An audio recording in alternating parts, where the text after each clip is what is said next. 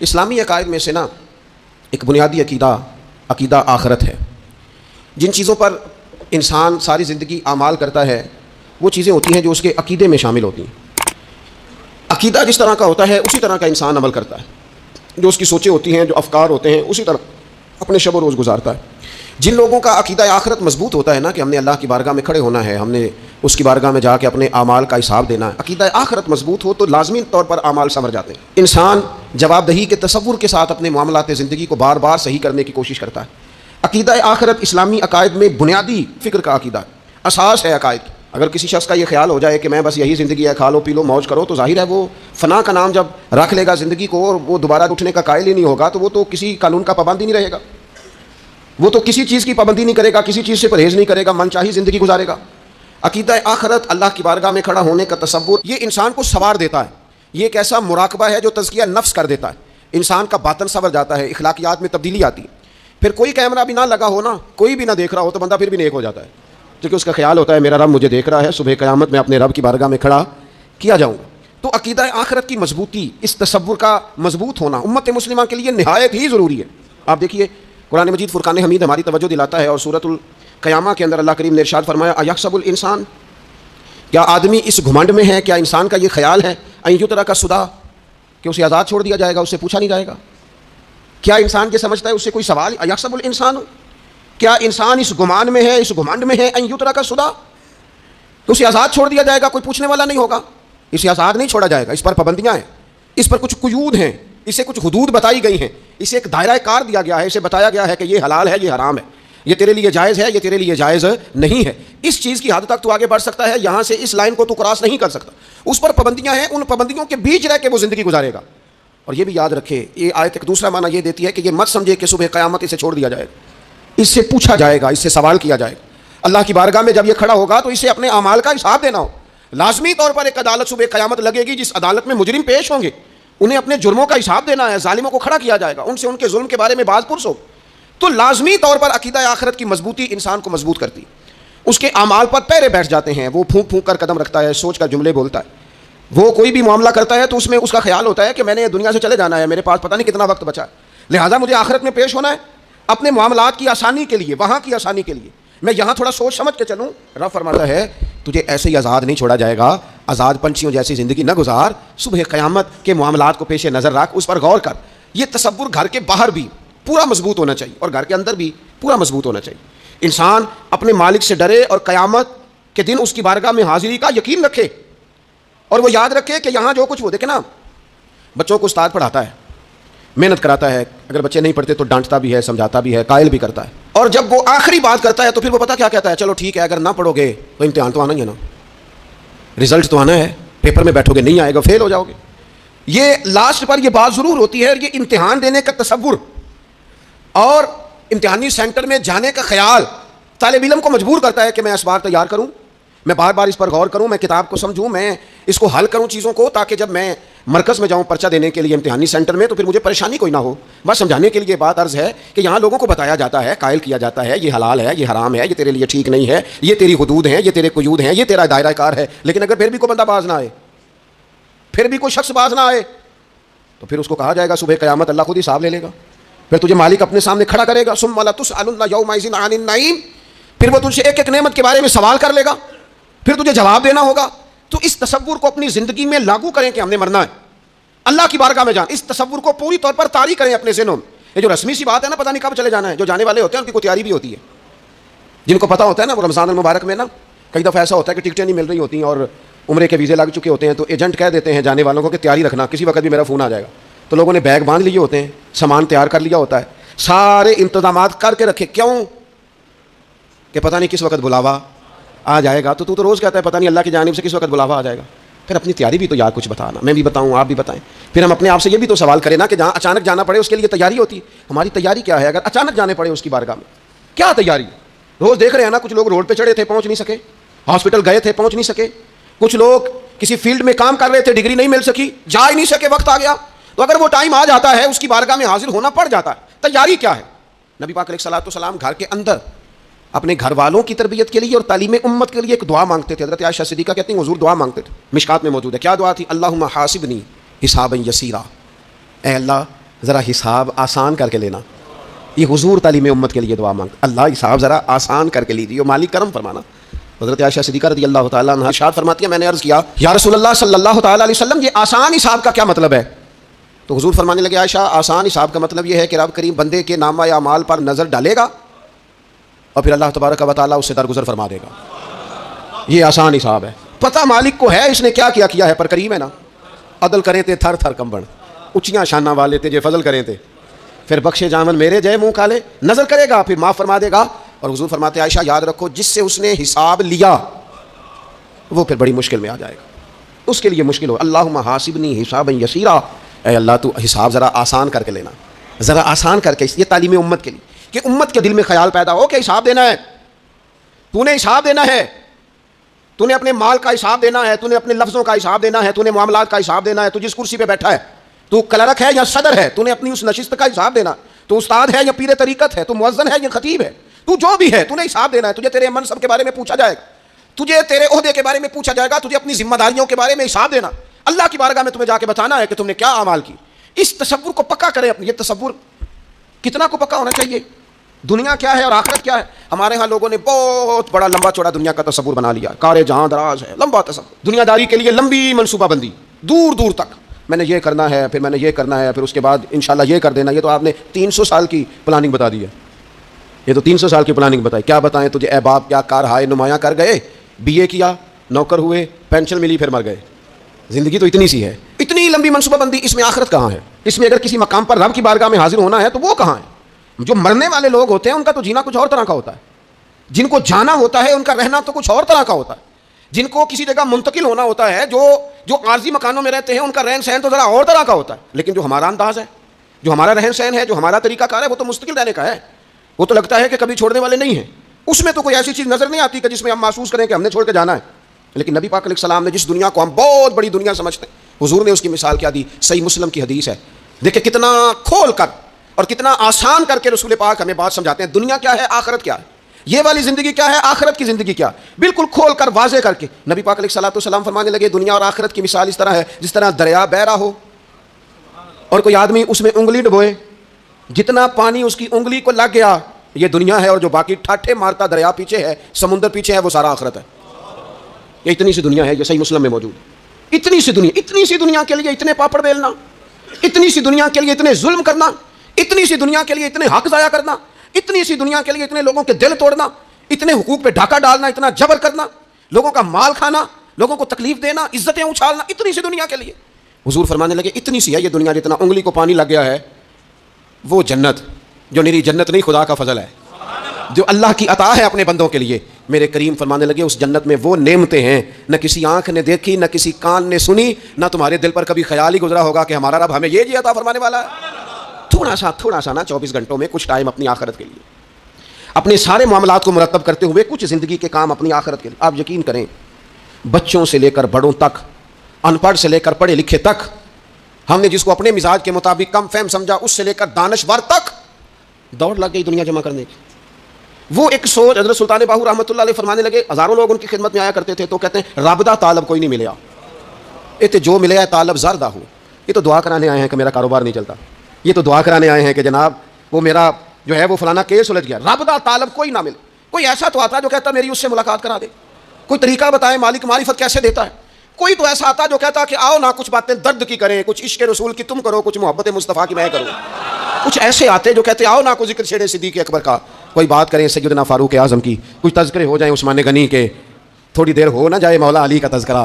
کچھ لوگ ہوتے نا ایسے جو اس طرح کے ہوتے, لیکن وہ ہر وقت دنیا داری, ہر وقت. اچھا کہیں اکتاتے بھی ہیں نا, تھک گئے کاروبار کر کر کے, کہیں اکتاتے بھی ہیں تو کرتے کیا ہیں, سیر کرنے چلے جاتے ہیں. میں جی بور ہو گیا ہوں کام کرتے کرتے, چلو میں اب ٹھنڈے علاقے میں چلتا ہوں. کبھی تو ایسا ہونا تو کہے میں نے بچوں کو بھی وقت دیا ہے, دوستوں کو بھی دیا ہے, یاروں کو بھی دیا ہے, صحت کو بھی دیا ہے, میں نے ٹائم اپنے شوق کو بھی دیا ہے, اب میں کسی کو ٹائم نہیں دوں گا, یہ چند گھنٹے میں صرف رب رسول کی بارگاہ میں حاضری دوں گا.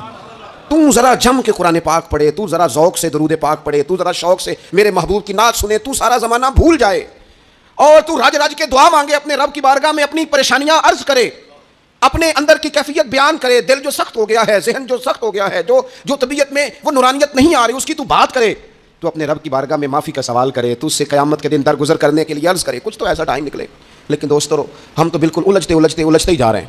وہ معاملات زندگی ہیں کہ ختم ہی نہیں ہو رہے, شوق ہیں کہ ختم ہی نہیں ہو رہے, باتیں ہیں کہ بڑھتی چلی جا رہی ہیں. دور گزر گیا جب لوگ کہتے تھے کہ کوئی درود پاک بتائیں جس سے سرکار راضی ہو. ایک کی مسئلہ ہے کام نہیں چلتا. ایک صاحب آئے, کام نہیں چلتا. میں نے کہا سورہ واقعہ پڑھا کریں. کہتے ہیں حضرت میں بڑی دیر سے پڑھ رہا ہوں. میں نے کہا چلیں کچھ صدقات دے کے دیکھ لیں. کہنے لگے بڑی دیر سے دے رہا ہوں. میں نے انہیں ایک اور وظیفہ بتایا. کہنے لگے یہ بھی مجھے کسی نے بتایا تھا, بڑی دیر سے کر رہا ہوں. میں نے انہیں کہا پھر میری ایک ناقص رائے یہ ہے کہ سارا کچھ کرنے کے بعد اگر ابھی تک پھر بھی آپ سمجھ رہے ہیں نا آپ کی مرضی کے مطابق آپ پر دروازے نہیں کھول رہے, پھر آپ صبر کریں. جو میرا رب چاہتا ہے اس پہ راضی رہ کے دیکھیں ذرا. پھر ذرا راضی رہ کے دیکھیں, پھر دیکھیں کہ مالک کا فیصلہ کیا ہے. وہ آپ کے حق میں کوئی رحمت والا فیصلہ ہی فرمائے گا. پھر ذرا انتظار کر کے دیکھیں, پھر ذرا صبر کر کے دیکھیں. پھر وہ کہتا ہے وبشر الصابرین, محبوب جنہوں نے صبر کیا ہے انہیں میری رحمت کی خوشخبری سنا دو. پھر وہ کہتا ہے باقیوں کے پاس مال ہوگا, دولت ہوگی, اقتدار ہوگا, بڑا کچھ ہوگا, ان اللہ مع الصابرین, صبر کرنے والوں کے ساتھ رب کریم ہوگا. پھر ذرا ٹھہر ہی جائیں, پھر تھوڑا حوصلہ ہی کر لیں, پھر اس کے فیصلے کا ذرا انتظار کر کے دیکھیں. ہم نا من چاہیے زندگی کے پیچھے پریشان ہیں اپنی آخرت کے. اور آخرت کرتی کیا ہے؟ جب آپ کا آخرت پر یقین پکا ہو جاتا ہے نا, پھر لازمی طور پر انسان کے اعمال سنورتے ہیں. آپ یقین کریں سنورتے ہیں, 100% سنورتے ہیں. آپ آخرت پر جتنا یقین, حضرت عمر کا آخرت پر یقین پکا تھا نا, دنیا میں مکان ہی کوئی نہیں بنایا, پکا تھا. سیدنا مولا علی شیر خدا امیر المومنین بھی ہو گئے تو طامت پھر بھی پھٹی ہوئی تھی. پکا یقین تھا نا کہ اللہ نے ہمارے لیے آگے بڑی نعمتیں تیار کی ہوئی ہیں. حضور نے آ کے فرمایا تھا نا کہ عمر میں تیرا گھر دیکھ آیا ہوں جنت میں. یقین پکا تھا نا بڑا کچھ ملنے والا ہے. تو جن لوگوں کا پکا ہونا کہ میرا دیش میں گھر ہے, وہ پردیش میں بلڈنگیں نہیں بنایا کرتے. ان کو پتا تھا کہ ہمارے دیش میں گھر بنے ہوئے ہیں, لہٰذا یہاں وہ کسی پریشانی کا شکار. اور دوسرا, جب بندے کا آخرت پر یقین پکا ہو جاتا ہے نا, ایک بات آپ نے ضرور ذہن میں رکھنی ہے. ہمارے محدثین نے لکھا ہے جس بندے کا صرف دنیا داری میں جینے کا مزاج ہو جاتا ہے نا, وہ بزدل ہو جاتا ہے. اور جس کا خیال ہوتا ہے نا زندگی عارضی ہے, صبح قیامت دوبارہ اٹھوں گا, وہ بندہ بہادر ہو جاتا ہے. جس کا خیال ہے نا یہی کچھ ہے, کھا لو پی لو بس, یہ زندگی ختم ہو گئی تو ختم ہو گئی, مر گئے تو مر گئے, ختم ہو گئے, فنا ہو گئے. ان لوگوں کا مزاج بزدلانہ ہو جاتا ہے, جرأت مند نہیں رہتے. اور جن کا یہ خیال ہوتا ہے نا مرنے کے بعد بھی اٹھنا ہے, ایک نئی زندگی اللہ عطا کرے گا, وہ لوگ پھر موت سے گھبراتے نہیں, انہیں مرنے سے ڈر نہیں لگتا. پھر موت کا لفظ کوئی بندہ سنا کے انہیں بلیک میل نہیں کر سکتا. وہ بندے طاقتور ہو جاتے, با ہمت ہو جاتے. حضرت جابر بن عبداللہ فرماتے ہیں, بخاری میں حدیث ہے, فرماتے ہیں ایک احد والے دن ایک صحابی کھجور کھا رہے تھے. تو کھجور کھاتے کھاتے انہوں نے نبی پاک صلی اللہ تعالیٰ علیہ وسلم کی خدمت میں عرض کی, حضور اگر میں آج شہید ہو جاؤں تو کہاں جاؤں گا؟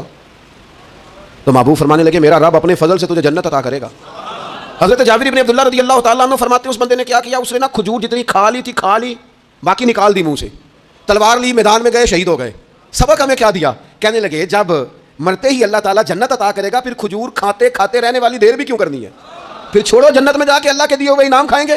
کھجور کھانے کی بھی دیر برداشت نہیں کی. یہ آخرت کا اجر, آخرت میں رب کی بارگاہ میں کھڑے ہونے کا تصور بندے کو طاقتور کر دیتا. وہ بزدل, اقبال کیا کہتے ہیں؟ اقبال کہتے ہیں موت کو سمجھے ہیں غافل اختتام زندگی, یہ ہے شام زندگی, پھر صبح دوام زندگی. اور حضرت بلے شاہ بھی بول پڑے, وہ کہنے لگے عرش فرشتے بانگا ملیاں مکے پہ گیا شور, بلے شاہ آسان نہیں مرنا, یہ تے مر گیا ہی کوئی اور, یہ تو کسی. اور پھر ایک اور درویش بولے, وہ کہنے لگے وارث شاہ او کدو مر دے, وارث شاہ او کدو مر دے جنہ کیتیاں نیک کمائیاں نے. وہ تو اللہ کی بارگاہ میں انعام پاتے ہیں. ایک پل ہے موت, اس پل سے گزرتے ہیں, پھر رب کا فضل انہیں ملتا ہے. میں کئی دفعہ کہہ چکا ہوں, پھر کہتا ہوں, یہ جب بہت ٹینشن بن گئی نا, ڈپریشن بہت بڑھ گیا, کووڈ-19 کے دن تھے, کرونا کے, تو مجھے ایک سرکاری ادارے میں بلایا گیا جہاں اس عملے کو میں نے گفتگو کرنی تھی, اس عملے سے جو مریضوں کو دیکھ رہا تھا. کہنے لگے مجھے وہاں کے جو ہیڈ تھے, کہنے لگے پیر صاحب بڑا ڈپریشن بڑا ہے, لوگ ڈر رہے ہیں, وقتی طور پہ خوف بھی بڑا تھا. تو میں نے ایک صاحب سے وہاں کہا کہ اتنا خوف کس بات کا؟ کہنے لگے جی مجھے تو زیادہ ہجوم آ جائے تو میرا سانس نہیں نکلتا, تو قبر میں تو کھڑکی کوئی نہیں, تو تصور سوچ کے میں ڈرتا ہوں. تو میں نے کہا ڈاکٹر صاحب ماں کے پیٹ میں جو رب آکسیجن دیتا ہے وہ قبر میں بھی دے گا. تو انہوں نے آپ کی طرح سبحان اللہ نہیں کی, کیونکہ وہ ڈاکٹر صاحب تھے نا, سیانے بندے کو سمجھانا بھی کافی سیانے بندے کا کام ہے, وہ زیادہ سیانے تھے. لیکن نا سوتے کو جگانا تو کام ہے, اور اگر جاگتے کو جگانا پڑ جائے تو بہت مشکل کام ہوتا ہے. وہ ڈاکٹر صاحب تھے, وہ کہنے لگے جی حضرت صاحب وہ تو ماں سانس لیتی ہے تو وہ بچے کو جاتا ہے, وہ آکسیجن ماں کے سانس کی بنیاد پہ ملتی ہے, تو قبر میں وہ کیسے ہوگا؟ میں نے کہا چلیں ٹھیک ہے ڈاکٹر صاحب, آپ کی یہ دلیل بھی مان لیتے ہیں. وہ جو انڈے سے بچہ نکلتا ہے, وہ چاروں جانب کوئی سوراخ ہوتا ہے؟ ڈاکٹر صاحب نے قلم چھوڑ دیا, رکھ دیا. میں نے کہا چلو یہ بھی بتاؤ زندہ ہی نکلتا ہے؟ کہنے لگے بالکل. تو میں نے کہا سونا بھی نکلتا ہے؟ کہنے لگے بڑا ہی پیارا ہوتا ہے. میں نے کہا انشاءاللہ جب ہم قبروں سے نکلیں گے, مصطفیٰ کا صدقہ, یوم نحشر المتقین الی الرحمن وفدا, رب کہتا ہے تم جب نکلو گے نا قبروں سے, متقی مومن جب نکلیں گے تو رب کی بارگاہ میں مہمان بنا کر پیش کیے جائیں گے. اے رب دے پرونے ہون گے قیامت میں, وہ مہمان بنا کر پیش کیے جائیں گے اللہ کی بارگاہ, مہمان بنا کر.